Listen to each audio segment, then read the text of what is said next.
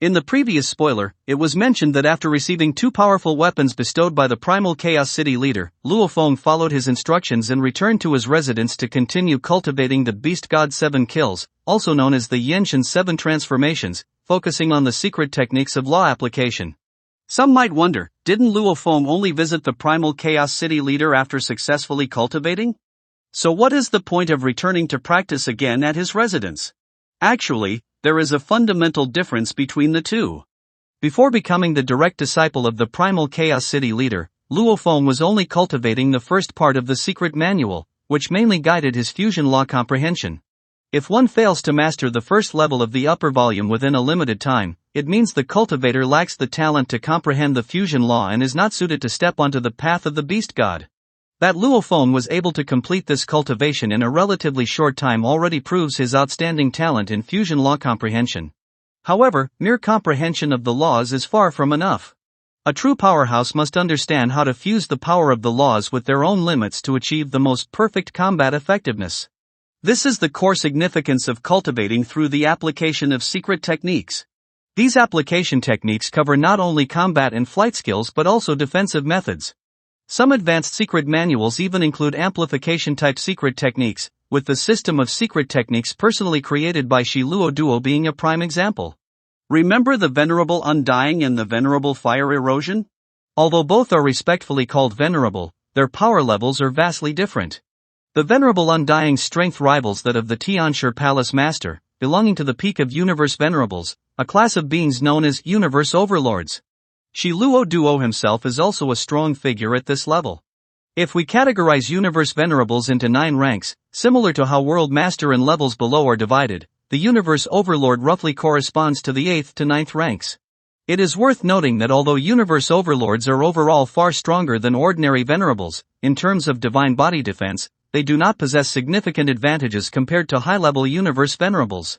Of course, not every Universe Venerable can step into the level of a Universe Overlord. Even if their law comprehension is similar, there can still be a significant gap in combat power between them. This difference is akin to the gap between an invincible King Immortal and a limit King Immortal, and its root lies in the limitations imposed by the universe's rules. Generally, for ordinary life forms, before becoming a Universe Master, their life gene level is often limited, with a maximum amplification of 100 times, which sets a ceiling on their base strengths. Unlike the World Master level and below, Universe Venerables cannot simply break through ranks by continuously absorbing universal energy until reaching Universe Overlord realm. Without special opportunities, breaking through the 100-fold life gene level is nearly impossible, making it difficult to truly enter the ranks of Universe Overlords. However, only a very small number of cultivators have created special secret techniques in their cultivation that can break this limit, greatly enhancing their previously restricted foundational power. These secret techniques are known as the amplification-type secret techniques. For example, Xi Luo Duo's self-created Beast God transformation is a supreme art with powerful amplitude effects. Once cultivated to the 6th level, it can unleash a basic power up to 6,400 times purely with physical strength, equivalent to 64 times the normal limit. It is precisely due to this overwhelming power difference that Xi Luo Duo stands out among Universe Venerables as a truly invincible existence just below the Universe Master. Of course, as a Master Controller, what truly enables Xi Luo Duo to dominate the universe is the offensive secret techniques he unleashes through his control of spiritual weapons. Supporting all of this, and allowing him to erupt with world-destroying power, is the powerful weapon known as the Beast God armament. As I mentioned in the previous spoiler, this is a formidable weapon forged uniformly by the human race based on Xi Luo Duo's self-created secret tome. It is also one of the 2 great treasures bestowed upon Luo Feng after he became the direct disciple of the primal Chaos City leader. You might wonder, since the Yenshin armament is also an offensive weapon based on the 2 original laws of metal and space, what exactly differentiates it from the Beast God armament? The answer is, they are fundamentally different in nature. First is the difference in material. The highest level users of the Yenshin armament are mostly World Master level powerhouses, though some ordinary immortal army lords also use it. According to the specifications, the core metal material usually does not exceed grade F, and many are even at E9 grade. In contrast, the weapons used by Universe Venerables require far higher durability, with materials needing to be at least grade G. It's worth mentioning that powerful King Immortals commonly forge their weapons with G-grade metal. Therefore, weapons belonging to higher-level universe venerables naturally possess even superior material grades. Second is the difference in manufacturing craftsmanship, especially evident in the engraving of law patterns. Although the Yenshin armament applies the two original laws of metal and space, these are mostly used in parallel to generate amplification effects through their combination. The Beast God armament is completely different. It is forged based on the metal-space fusion law. This fusion is a higher-level law that transcends and is independent from any single original law. Therefore, in principle, the attack power of the Beast God armament is incomparably greater than that of the Yenshin armament, potentially surpassing it by hundreds of times. The only slight shortcoming is that among Xi Luo Duo's 4 ultimate secret techniques, none include spiritual amplification secret methods. As a powerful controller who can dominate the universe, it's impossible that he never trained such techniques. However, the spiritual amplification secret techniques he mastered were not self-created, and therefore were not included in his secret tome. For Luo Feng, this is a minor regret but not a true loss. After all, the divine general inheritance he inherited is itself a spiritual amplification secret technique, granting him a spiritual amplification of up to 3,200 times, far surpassing the normal human limit by 32 times, and even outstripping many king immortals in this aspect. It is precisely with this powerful enhancement that Luo Feng was able to break through numerous restrictions while training with the Beast God armament. Otherwise, he might have already been forced to give up this supreme secret technique, like many universe venerables who cultivate fusion laws. You may wonder why, as a strong spiritual master, Xi Luo Duo would rather spend time creating physical strength amplitude secret techniques instead of further improving spiritual amplification methods. The reason is that, although both the Beast God and the Golden Horned Beast possess powerful spiritual energy, their physical structures are more suited to the warrior path. This is also why, when the Primal Chaos City leader realized the extraordinary combat power of Luo Feng's Golden Horned Beast, he advised Luo Feng to abandon distractions pursuing the spiritual master lineage and instead focus more on the warrior path. In fact, as a cultivator of the Beast God path, the ultimate goal is to approach a true Beast God infinitely closely, which naturally requires starting by strengthening physical power. Luo Feng, carrying the divine general inheritance with mastery of high-level spiritual amplification secret methods, while also cultivating the Beast God transformation with powerful physical amplitude techniques, is advancing along two paths simultaneously. This means he is destined to surpass ordinary people on both the spiritual master and warrior cultivation paths. This is also one of the key reasons amplification secret techniques are so precious. Unfortunately, their cultivation difficulty is extremely high, and very few cultivators can truly master them. While studying the Beast God armament, Luo Feng also did not forget to delve into the wing-shaped weapon bestowed by the Primal Chaos City leader. He combined the escape secret technique from Xi Luo Duo's 4 ultimate skills with the flying secret technique specially prepared by the city leader for the wing weapon, then filtered through the flight techniques and the inherited memories of the Golden Horned Beast to find those with similarities. The fusion of these three granted him not only nearly instantaneous flight speed but also unpredictable and strange movement trajectories. Long-term cultivation of the Beast God 7 kills constantly improved his comprehension of the fused metal space original laws and made his understanding of the 9 universe chaos steel even more effortless. In about 1,000 years, Luo Feng completely comprehended the first 5 images of the 9 universe chaos steel, which is equivalent to reaching the 15th level of the Heavenly Bridge in pure original law of space, also known as at the Marquis Immortal level. This also means that his achievements in original law of space have surpassed his first teacher, Huyen Bo. If not for preserving the unique comprehension advantage of the World Master level, Luo Feng would have chosen not to rush to break through to the Immortal level. He understood well that with a little more time, he could thoroughly penetrate the original law of metal. He was very satisfied with his progress in the realm of laws over the past 4,000 years. Next, he planned to integrate these insights into practical combat, further honing his skills and improving the efficiency of applying laws in battle, accumulating profound foundation for creating his own secret techniques in the future. The most effective way to do this was to undergo true life and death trials. After deciding to leave the beginning universe, Luo Feng first went to bid farewell to King Jinyan, then hurried to the city lord's mansion to say goodbye to the Primal Chaos City leader. What surprised the city leader was that Luo Feng did not choose a relatively controllable universe secret realm as his starting point for training but directly decided to throw himself into the extremely dangerous extraterritorial battlefield. It should be known that although universe secret realms vary in danger levels, cultivators can often rationally select suitable locations for training based on existing intelligence and their own strength. For example, beginners typically choose relatively safe secret realms first to accumulate experience and reduce the risk of demise.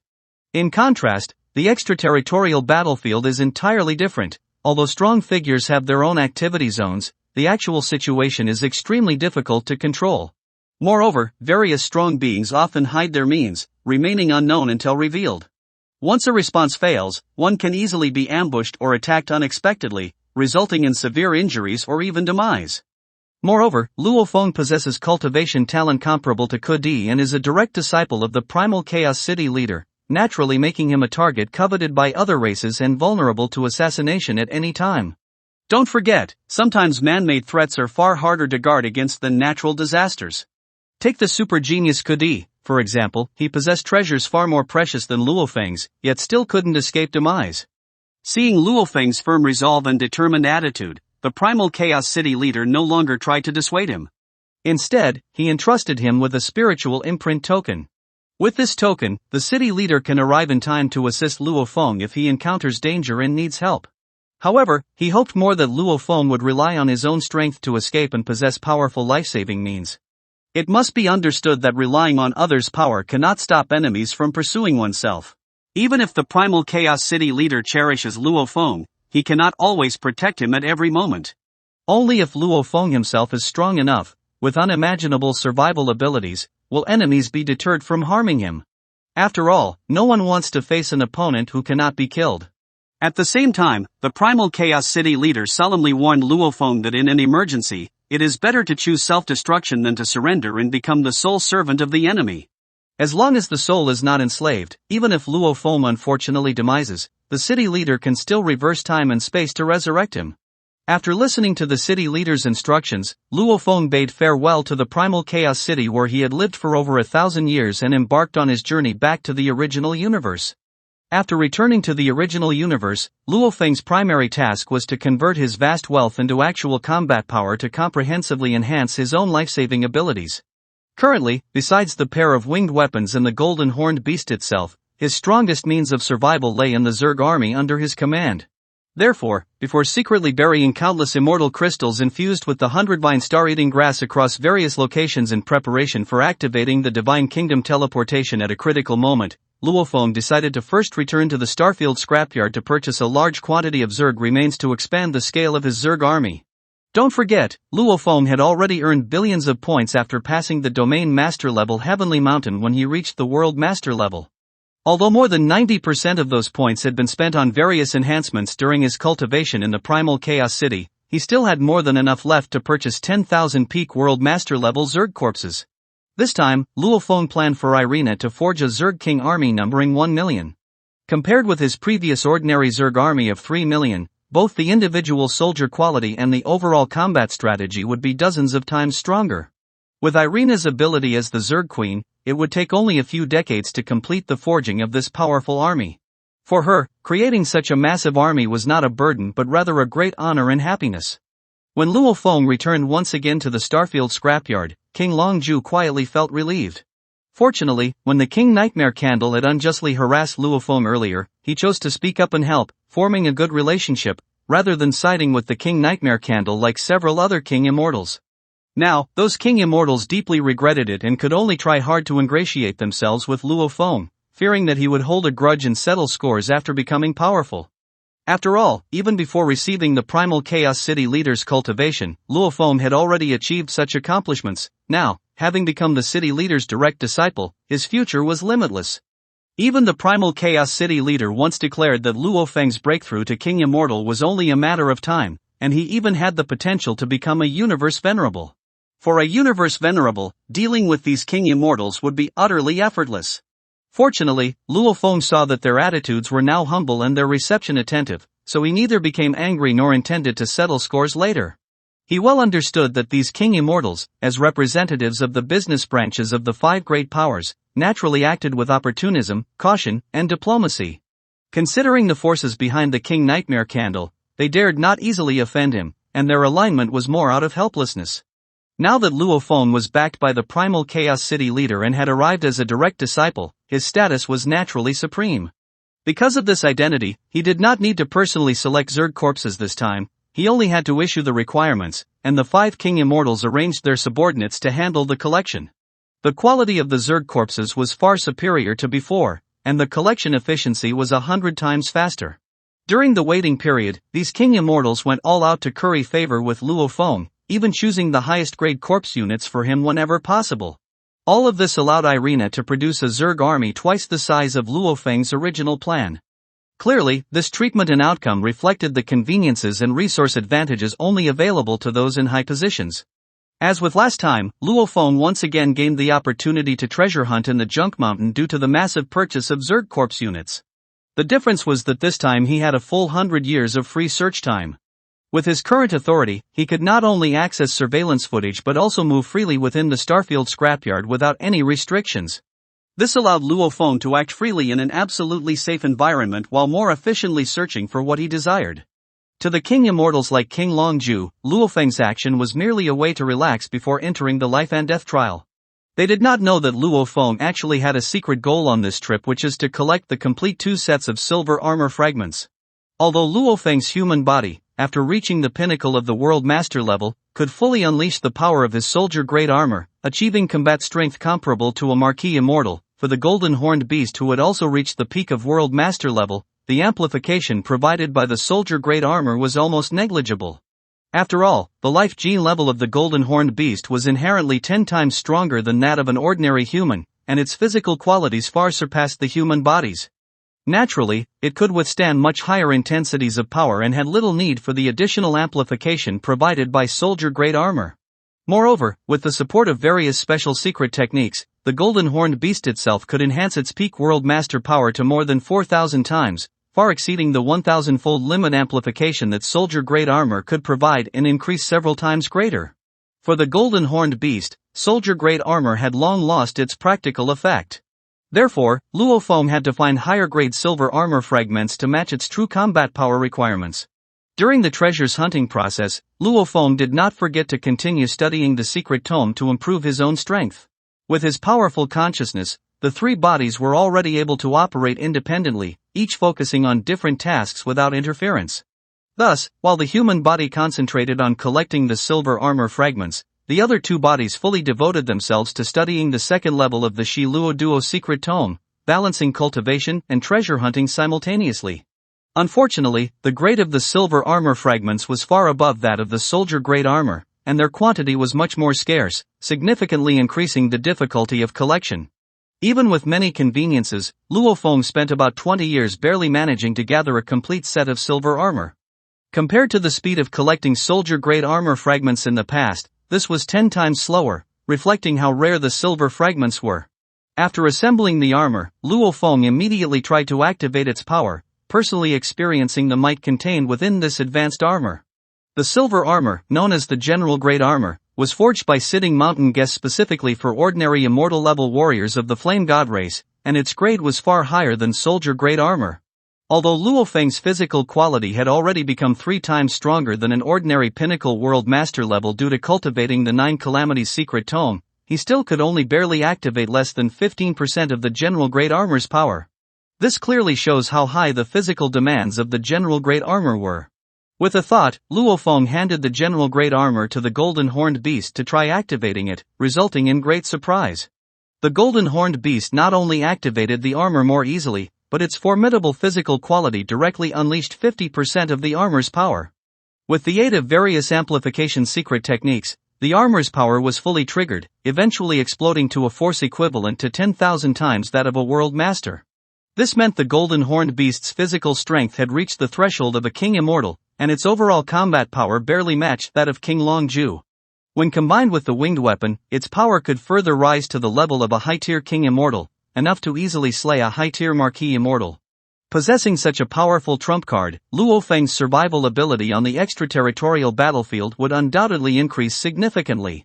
After spending 60 years, Luo Feng finally gathered 2 complete sets of general-grade armor, though at a much slower pace compared to collecting about 60 sets of soldier-grade armor. Meanwhile, Irina successfully created a Zerg army numbering about 2 million warriors. Such a scale of army, if attacking together, could severely wound or even kill a top-tier king immortal, making it a major trump card for Luo Feng. After achieving these goals, Luo Feng attended the farewell banquet carefully prepared by King Longju and the others. Shortly after, he officially embarked on his journey to the extraterritorial battlefield. From this moment, his perilous trials and path to becoming a powerful figure would truly begin. Well, that's all for this video. Thanks for watching this video. Wish you a wonderful day.